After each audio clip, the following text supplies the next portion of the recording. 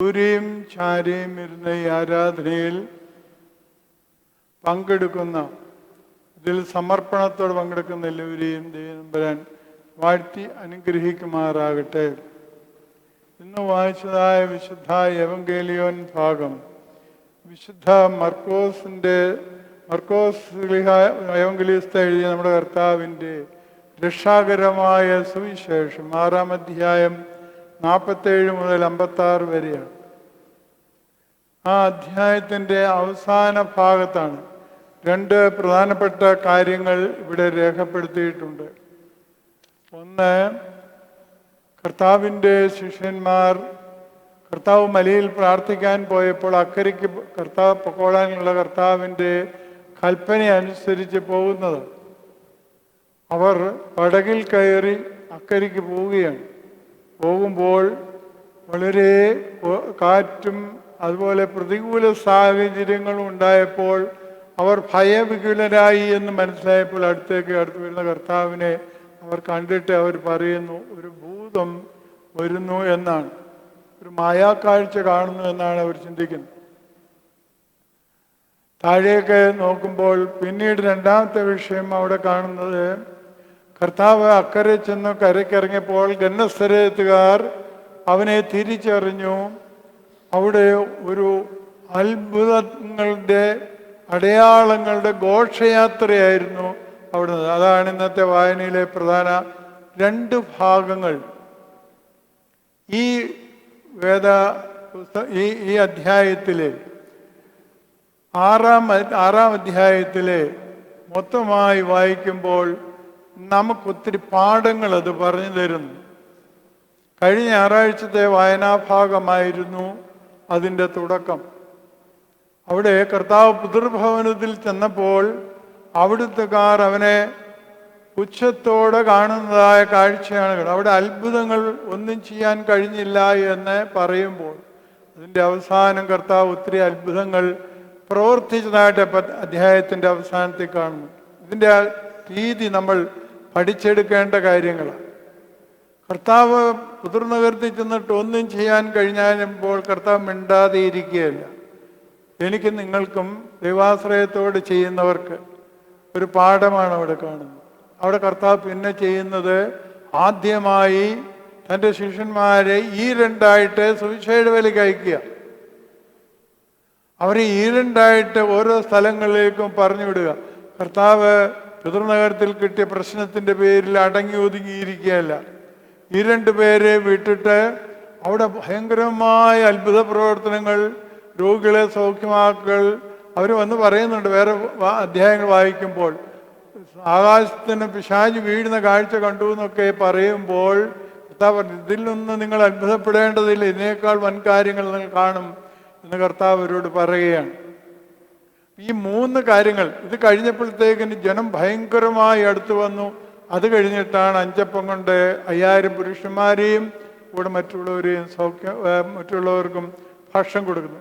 5000 പുരുഷന്മാർ പ്ലസ് സ്ത്രീകൾ പ്ലസ് കുഞ്ഞുങ്ങൾ, അത്രയും പേർക്കുള്ള ഭക്ഷണം അവിടെ ഒരുക്കി കൊടുക്കുന്നു.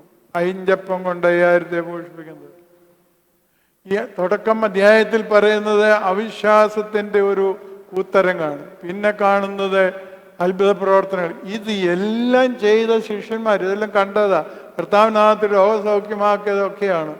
അവരോട് അക്കരയ്ക്ക് പൊക്കോളാൻ പറഞ്ഞപ്പോൾ അവിടെ കടലിൽ പ്രതികൂലതകൾ ഉണ്ടായപ്പോൾ അവരവിടെ ആശങ്കാകുലരാകുകയാണ്.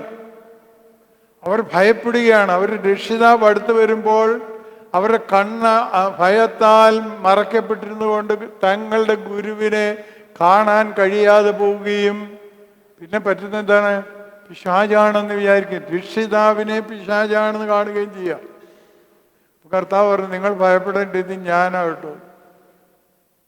മൂന്നാമത്തേതാണ് കർത്താവ് അക്കരെ ചെന്നപ്പോൾ അവിടുത്തെ വാക്ക് നിങ്ങൾ പ്രത്യേകം വായിക്കണം. അവർ അവനെ തിരിച്ചറിഞ്ഞു. ഇത് കുടുംബത്തിലും സമൂഹത്തിലും ഇടവകളിലും സഭയിലും സമൂഹത്തിലും ഉണ്ടാവേണ്ട 3 പ്രധാനപ്പെട്ട വിഷയമാണ്. ഈ അടുത്തിടെ ഒരു സ്നേഹിതൻ ഒരു കഥ എനിക്ക് അയച്ചു. കഥയല്ല, സംഭവം, ടൈറ്റാനിക്കുമായിട്ട് ബന്ധപ്പെട്ട ഒരു സംഭവം. അവിടെ എഴുതിയിരിക്കുന്നു ഇപ്രകാരം: ടൈറ്റാനിക് മുങ്ങുന്ന സമയത്ത് 7 കിലോമീറ്റർ അപ്പുറേ ഒരു കപ്പലുണ്ടായിരുന്നു. ആ കപ്പൽ അത്യാവശ്യം നിയമവിരുദ്ധമായ മീനൊക്കെ പിടിച്ചുകൊണ്ടിരിക്കുകയായിരുന്നു എന്നാ പറയുന്നത് ഇവിടെ. അവർ ടൈറ്റാനിക്കിലെ വേദനയും നിലവിളിയും കേട്ടിട്ട് ഇവർ പിടിക്കപ്പെടുമെന്ന് വിചാരിച്ച് അവർ എതിർ ദിശയിലേക്ക് പോവുകയാണ്. അപായ സൈറൻ കേട്ടിട്ട് അങ്ങോട്ട് പോകാതെ അങ്ങോട്ട് പോവുക.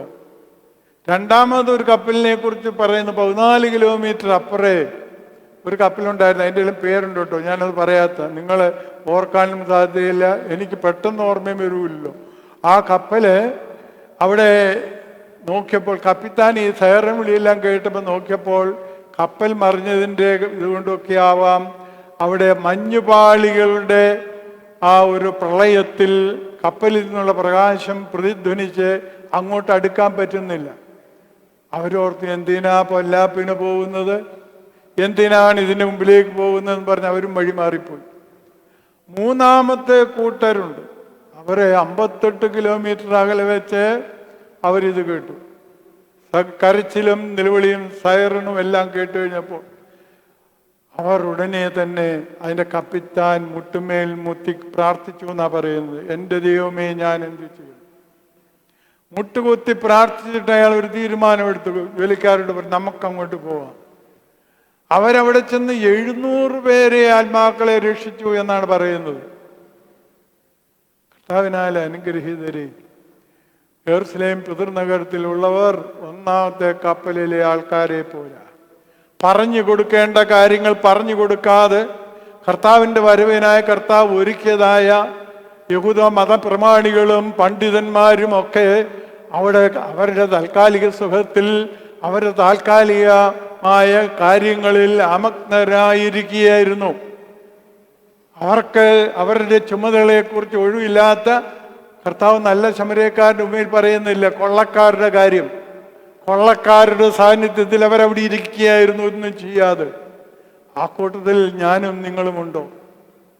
ഇരുന്ന് ഈ പ്രഭാതത്തിൽ ചിന്തിക്കണം. ഞാനും നിങ്ങളും ചെയ്യേണ്ടുന്നതായ പ്രവൃത്തി ചെയ്യാതെ അത് കൊള്ളിവെപ്പും നടത്തി മറ്റുള്ളവരെ ദ്രോഹിച്ച് വേദനിപ്പിച്ച് കഴിയുന്നുണ്ടോ എന്ന് ഈ പ്രഭാതത്തിൽ ചിന്തിക്കേണ്ടത് അത്യാവശ്യമാണ്.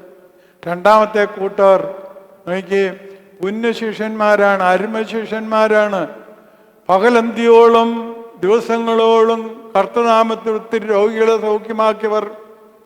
അവർക്കൊരു പ്രശ്നം വന്നപ്പോഴത്തേക്കിനും അവർക്ക് കണ്ണ് അന്താളിച്ചു പോകുന്നു. 5 അപ്പം കൊണ്ട് 5000 പോഷിപ്പിച്ചത് മറന്നുപോയി എന്ന് അവിടെ രേഖപ്പെടുത്തിയിട്ടുണ്ട്. അവർ ഭയത്തിന് അടിമകളാകുകയാണ്. രണ്ടാമത്തെ കപ്പലും അത് തന്നെയല്ലേ, മഞ്ഞുവാളികളുടെ പ്രളയം, അതിൽ നിന്ന് പ്രതിധ്വനിക്കുന്ന പ്രകാശത്തിൻ്റെ പ്രളയം, അതിനെ അതിജീവിക്കാൻ കഴിയാതെ വന്നേക്കുമെന്ന് പറഞ്ഞ് അവർ ഭയത്തിന് അടിമകളായി മാറിപ്പോവുകയാണ്. നമുക്കെന്തെങ്കിലും പ്രയാസങ്ങളും പ്രതിസന്ധികളും വന്നാൽ നമ്മൾ അങ്ങനെയല്ലേ?